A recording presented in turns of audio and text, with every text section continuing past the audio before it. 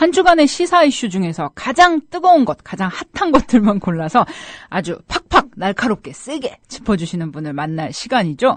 오마이뉴스의 손병관 기자님과 함께하는 손병관의 중요한 이야기. 오늘은 어떤 이야기들 준비하셨을까요? 아무래도 역시 지방선거 이야기가 많으실 것 같습니다. 손병관 기자님 안녕하세요. 네, 안녕하세요. 예, 안녕하세요. 오늘은 어떤 이야기 준비하셨습니까? 예, 지방선거 좀 판세가 약간 박빙이면서도 사람들의 관심이 의외로 적어가지고 뭘 할까 좀 고민했는데. 네, 딱 잡히는 게 좀 없었죠. 네, 주말 동안에 있었던 이제 문재 의원의 야권 연대 발언 논란과. 네. 이 안대희 이제 총리 후보자 내정 카드의 파괴력과 그로 인한 어떤 논란 같은 것들. 네네. 그리고 1대1 구도로 정립된 광주시장 선거 판세에 대한 얘기를 좀 해보면 어떨까 생각합니다. 네. 문재인 의원이 야권연대 발언을 해서 좀 이야기가 되고 있어요. 그런데 이제 왜 야권연대인가? 이 야권연대로 볼 수 있는 득이 어떤 것일까를 생각해 봤을 때 참 여러 가지 목소리들이 나오고 있는 것 같은데요. 왜 이런 경남 지역의 야권연대 이 이야기가 어떻게 나오게 된 건가요?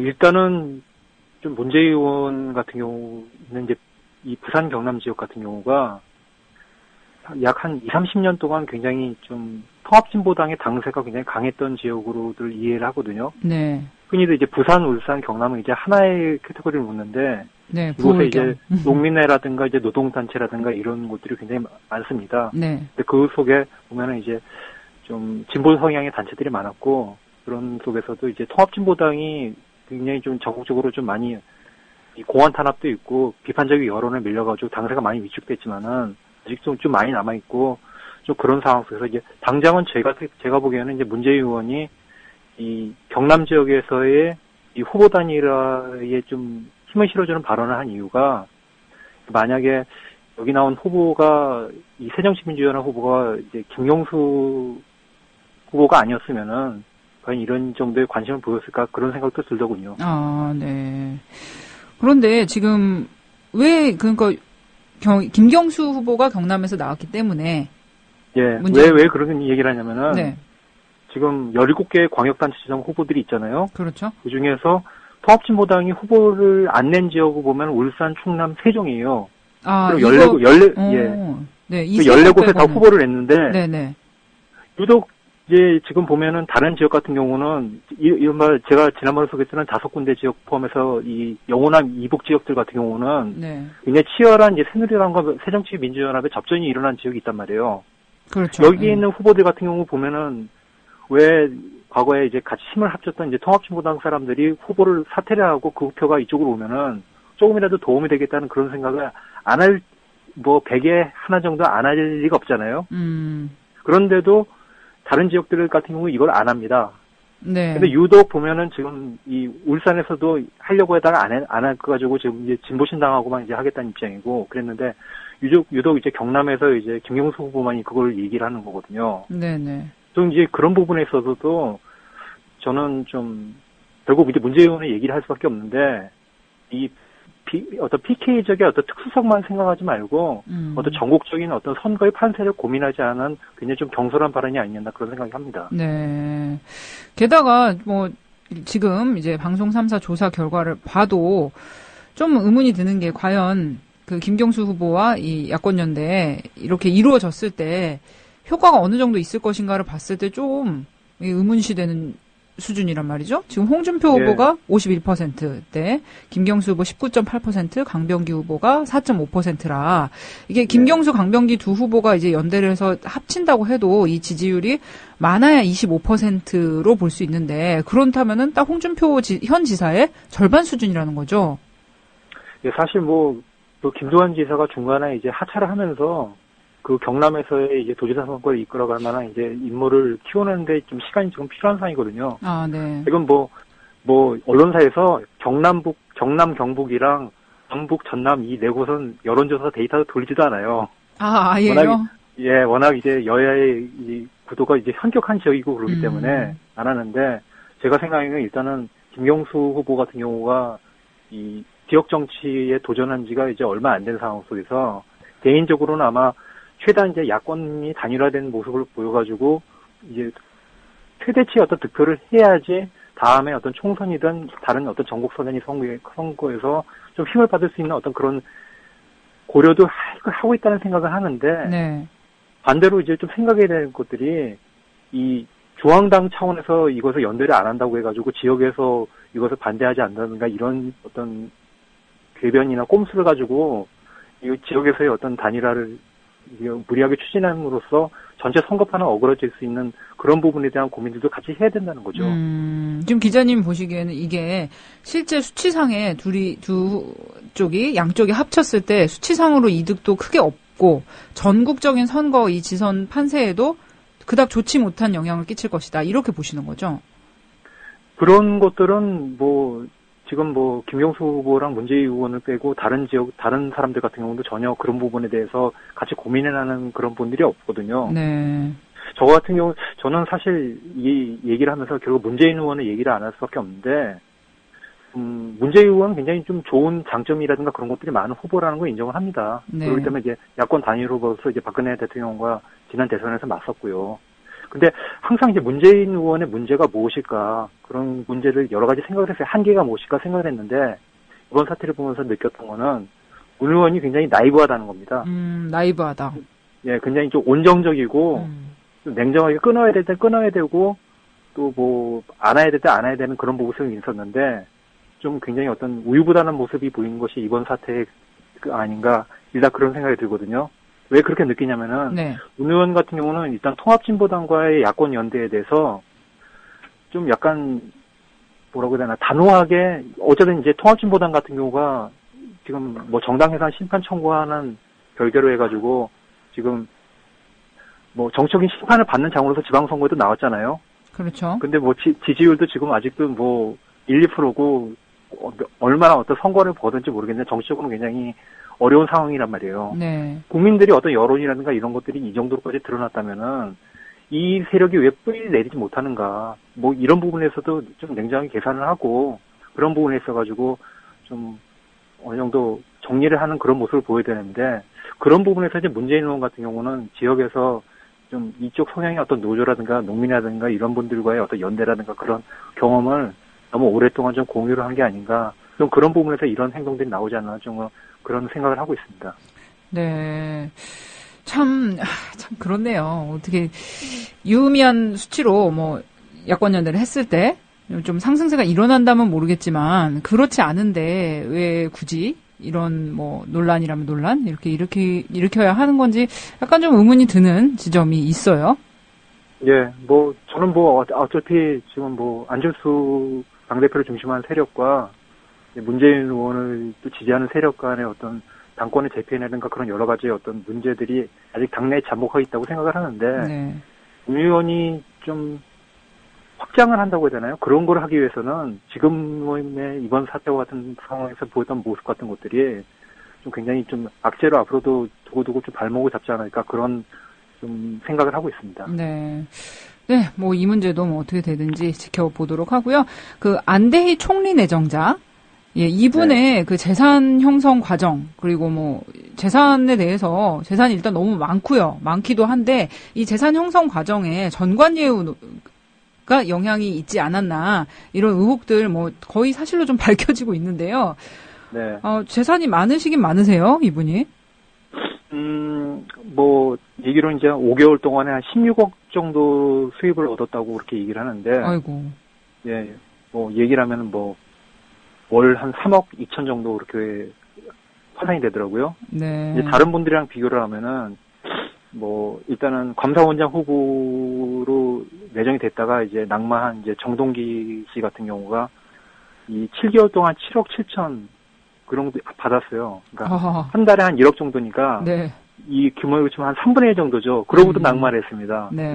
황교안 장관도 거기에 버금가게 월 한 9,400씩 1년 5개월 동안 16억을 챙겼었고요. 네. 그런데도 이분은 됐었지만 일단은 앞에 다른 두 명의 이제 이 법조인 출신 공직자들이랑 비교를 해봤더라도 참 많은 수준이죠. 예, 굉장히 많은 수준입니다. 그러면서도 또 따져보면은 16억 중에서 6억은 세금이고 또 나머지 10억 중에서 한 4억 7천 정도는 또 기부를 하셨어요. 아, 네. 예, 그러면서 이제 좀 이거를 가지고 이제 법조 기자들이라든가 좀 이쪽에 또는 법조인들이 얘기하는 것들을 좀 종합을 해보면은 이 안대희 내정자 같은 경우가 이 작년 7월에 이제 개인 사무실에 기업을 하고 이렇게 수임을 했는데 이 시기가 굉장히 좀 애매한 시기가 아니었나 이렇게 생각을 하고 있어요. 애매한 시기라면요? 그러니까 무슨 말이냐면은 이 박근혜 대통령의 정치쇄신 특별위원장으로 기용이 돼가지고 활약을 했었는데 네. 막상 이제 박근혜 대통령이 정부가 출범하고 나서 내각을 이제 짜고 나가지고는 거기에 들어갈 자리가 없었다는 거죠. 네. 그러면서 나오는 얘기는 이제 박근혜 대통령하고는 색깔이 너무 다르다. 그런 얘기가 있었죠. 만약 네. 기용을 하면 이제 들이받을 그런 성격이다. 그런 여러 가지 얘기들이 있어가지고 원래는 대선 안 될 카드였고 그런 상황 속에서 이제 안대희 내정자 같은 경우 이제 대학교 이제 법학과 이제 석좌 교수로 빠지고 개인 사무실 내고 그런 것들이 좀 그런 얘기들 합니다. 이건 어디까지나 추정인데 무슨 권력이라든가 그런 공직자로 나가는 길이 그렇게 불투명한 상황 속에서 좀 대법관 정도 하고 그런 정도의 어떤 지명도를 가졌던 분이니까 좀 실리를 챙기려다 보니까 좀 이런 과도한 수임료를 받게 된 게 아닌가 그런 얘기들을 실제로 동종업계에 계신 분들이 많이들 하시더군요. 네. 참 이게 뭐 몇 달 사이에 이렇게 수십억의 뭐 수입을 올릴 정도면 이게 참 일반 그 월급쟁이들 입장에서는 상당히 위화감 드는 이런 액수예요. 그런데 이게 네. 법조계에서도 이 정도 수준이 일반적인가요? 어떻게 보시나요? 법조계에서는? 제가 저희 기자들이 좀 이 관련해 가지고 이 법조인 출신들 이제 변호사들 의견을 들어봤는데 네. 수입을 물어보니까 보통 한 달에 한 3천 정도 벌기 힘들다고. 정관들도요? 그러니까 좀 고위 공직자를 거쳐셨던 분들, 부장 검사라든가 뭐 그런 좀 높은 데 올라가셨다가 개업하시는 분들 얘기 들어보면은 네. 그분들 같은 경우도 좀 큰 사건 수임을 하는데 한 달에 3억 2천이면 굉장히 많은 거라는 거예요. 그러니까 이익 수치라는 건 보통 본인들은 한 3천 정도 벌기도 어려운데 나는 도대체 왜 이렇게 살았나 뭐 이런 상대적 박탈감을 얘기하시는 분들이 굉장히 많고 네.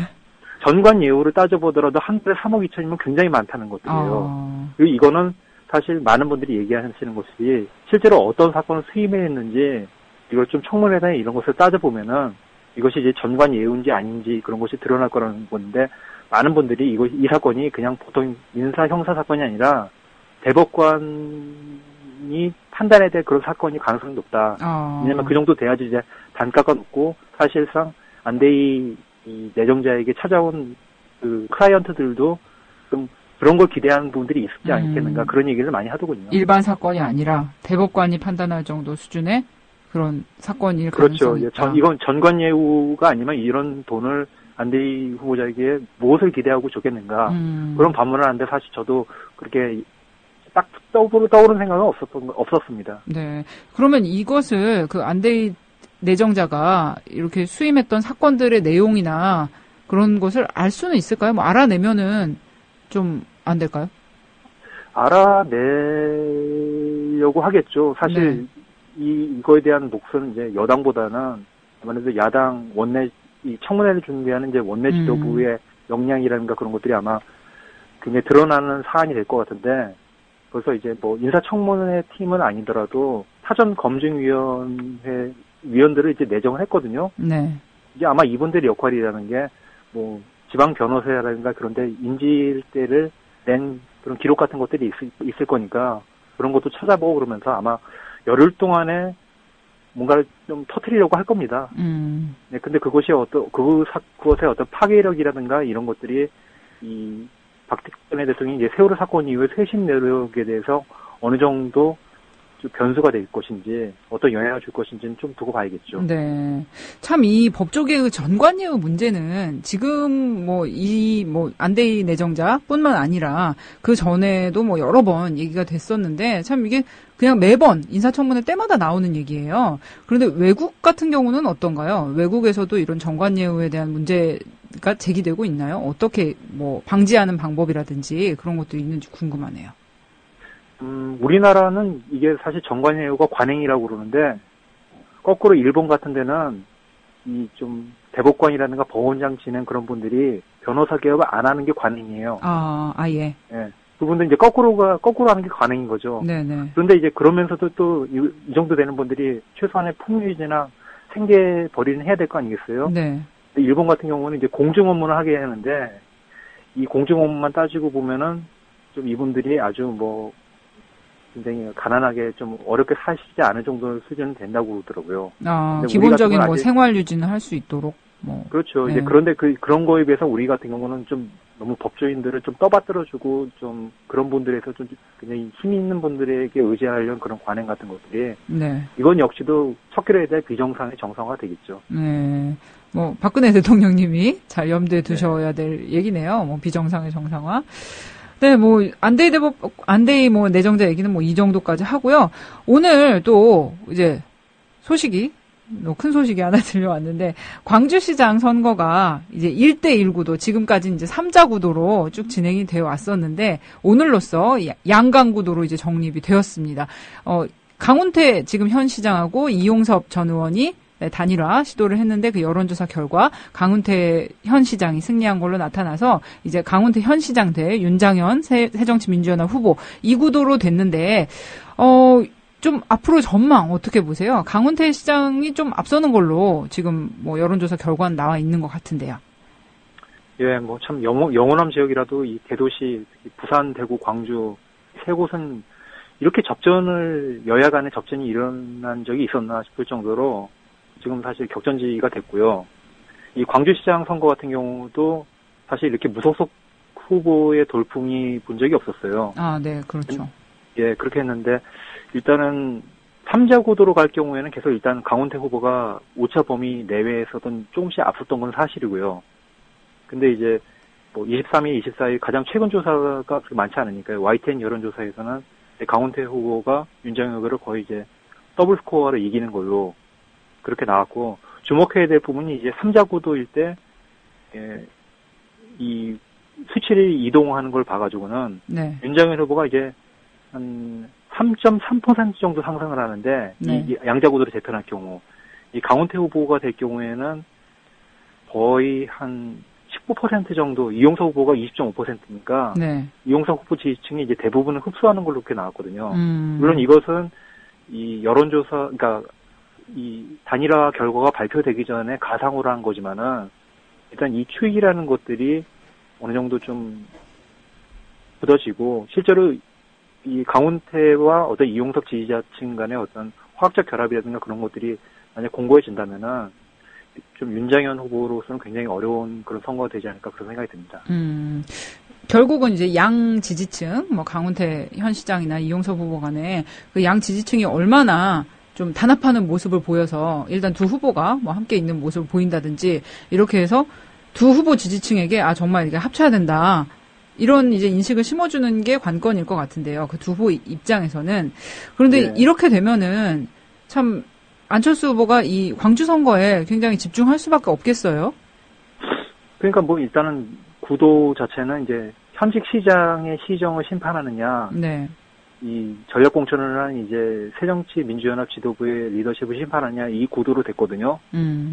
그렇게 했는데 제가 뭐 사실 이번 선거에서도 굉장히 야당으로서는 이례적인 것이 벌써 이제 선거 즈음해 가지고 야당 대표가 광주를 챙긴 경우가 없었어요. 그렇죠. 거기는 네. 그냥 항상 네. 네. 네. 지방선거 있으면은 보통 뭐 야당 후보가 올 수 있는 게 뭐 5.18 기념식이 그 즈음에 있기 때문에 왔다 가는데 그렇다고 해가지고 거기서 무슨 뭐 우리 후보님 뭐 지원해 주십시오 뭐 이런 거 안 했거든요.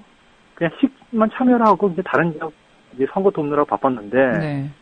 이번 같은 경우 벌써 5.18 주간에 오셨었고 또 지난 주말에도 오셨었고 그랬죠. 그랬는데 일단은 지금 판세로 갈 경우는 뭐 한두 번 정도 더 가셔야 되지 않을까. 그러더라도 안철수 대표가 굉장히 좀 힘들 것이다. 네. 좀 이런 것들을 좀 막을 만한 분위기를 바꿀 만한 반전의 카드를 낼 수 있겠는가. 좀 그런 것들이 이제 광주시장 선거의 관전 포인트가 될 것 같습니다. 네. 참 지난번에 그 안철수, 김한길 두 대표가 광주를 방문했을 때도 좀 불미스러운 일들이 있었잖아요. 그래서 예. 과거에 이제 뭐 안철수 열풍이 불 때 광주에 갔었을 때 하고는 좀 분위기가 다르다는 거 안철수 대표도 아마 많이 느꼈을 것 같은데 만약에 이런 분위기 속에서 그리고 또 강훈태 시장이 좀 약간 옛날 사람이긴 하지만 그렇게 뭐 거기서도 분명 이제 지지하는 층들이 있고 또 윤장현 후보가 뭐 시민사회에서 나름 역량 있는 사람이라고는 하지만 상대적으로 좀 인지도가 떨어지는 약점이 있단 말이죠. 예, 네. 이런 상황에서 만약에 뭐 무소속 후보가 강훈태 후보가 당선이 될 경우에 그 윤장현 후보가 패배할 경우에 안철수 후보의 그런 리더십, 안철수 지금 당 대표의 리더십이나 이런 것에도 많은 상처가 될 수밖에 없을 것 같은데요. 뭐 저는 사실 수도권 승리보다도 만약 광주에서 이 공천한 후보가 졌을 경우가 네. 이 새정년 지도부한테는 굉장히 더 큰 타격일 거라는 생각이 들어요. 이건 뭐냐면은 이 박근혜 대통령이 당대표 시절에 대구시장 선거 앞두고 한 서너 번 갔는데도 졌다. 이 정도의 네. 충격이 왔다고 비교할 수 있는 사안이거든요. 그런 부분에서는 사실 또 지방선거가 있고 이 안철수 대표 같은 경우가 어쨌든 당내 뿌리를 내리기 위해 가지고 바로 다음 7월 말에 이제 재보선이 있는데 벌써 한 10여 곳 정도가 대상지역으로 떠오르지 않습니까? 네네. 이 공천을 놓고도 굉장히 이 당내에서 치열하게 좀 치고받을 가능성이 높기 때문에 그런 어떤 이 이벤트를 또 앞두고 있는 상황 속에서 지방선거 끝나고 나면은 당의 좀 리더십을 대표하는 것을 놓고 어떤 결론이 나더라도 굉장히 큰 풍파가 있을 것으로 분명하고 보입니다. 물론 이제 선거 결과가 그에 버금가는 결과가 나왔을 때 얘기가 되겠죠. 네. 지금 저희 방송 게시판에 훈이 아빠님께서는요, 어떻게 해서든 지도부 지키기로 국회의원들이 전부 부당공천 후보 지지하고 나섰던데 아마 광주 말씀하시는 것 같아요. 그 지도부 안위를 위해 광주에만 전념할 것이 아니라 전국을 돌봐야 할 텐데 경남은 쳐다도 안 보고 전국을 문재인 의원이 돌보고 다니는 희한한 그림이 그려지고 있네요. 이렇게 말씀해 주셨고요. 또 우리 게시판 백마고지님께서는요, 김한길 안철수의 가장 큰 죄는 유권자로 하여금 최선이 아닌 차악을 선택하게 만들었다는 것이다. 이거 역시 이제 광주 공천 사태에 대한 뭐 그런 코멘트이신 것 같습니다. 네, 뭐 여기까지 뭐 짚어보도록 하겠습니다. 예, 송 기자님 오늘 말씀 감사합니다. 예, 다음 주에 또 즐겁게 뵙겠습니다. 네, 감사합니다.